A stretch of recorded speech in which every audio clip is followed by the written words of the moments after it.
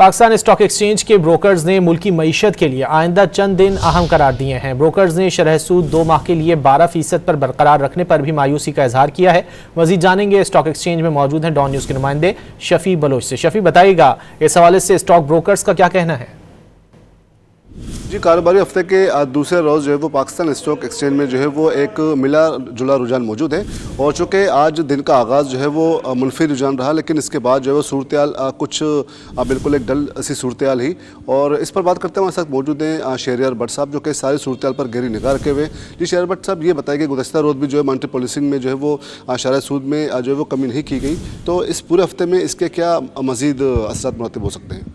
देखिए, सरमाएकार काफ़ी हद तक पुरउम्मीद थे कि State Bank of Pakistan 100 basis point at least कम करेंगे, लेकिन काफ़ी मायूसी हुई सरमाएकारों को। और हमने देखा कि कल शाम से ही मार्केट के अंदर कुछ सेलिंग देखने में आई थी और आज सुबह भी मार्केट में डाउन साइड के ऊपर मार्केट खुली। 1,13,700 की सतह तक एक वक्त बाजार गिर गई थी। आइंदा चंद रोज़ काफ़ी ज़्यादा अहम है। IMF के साथ बहुत कलीदी मुज़ाकरात गवर्नमेंट इस वक्त कर रही है इस्लामाबाद में। वहाँ से जो भी आउटकम आता है मार्केट अकॉर्डिंगली ट्रेड करेगी। इससे पहले गवर्नमेंट ऑफ पाकिस्तान ने एक प्लान मुरतब किया था कि सर्कुलर डेट को बैंक के जरिए लोन लेने के बाद उसको सेटल किया जाएगा, लेकिन IMF की जानिब से अभी तक उस पर कोई मुस्बत इशारे सामने नहीं आए। दूसरी तरफ जो टैक्स रेवेन्यू शॉर्ट हुए हैं उस हवाले से भी IMF की कंडीशन देखना होगी कि IMF क्या कंडीशन देते हैं। बिजली की जो प्राइसेस हैं, एनर्जी प्राइसेस बहुत ज़्यादा हाई हैं, IMF उसके ऊपर अगर कोई रिलीफ दे देते हैं। शहरियार भट्ट साहब, इनका कहना है कि जो है वो सरमायाकारों को एक उम्मीद है कि आइंदा चंद दिनों में अगर मजीद कुछ इस सिलसिले में मुआहदे होंगे तो शायद उसमें मार्केट को जो है वो एक बूस्ट, एक जो है वो उनमें कुछ बेहतरी जो है वो देखने को मिल सकती है।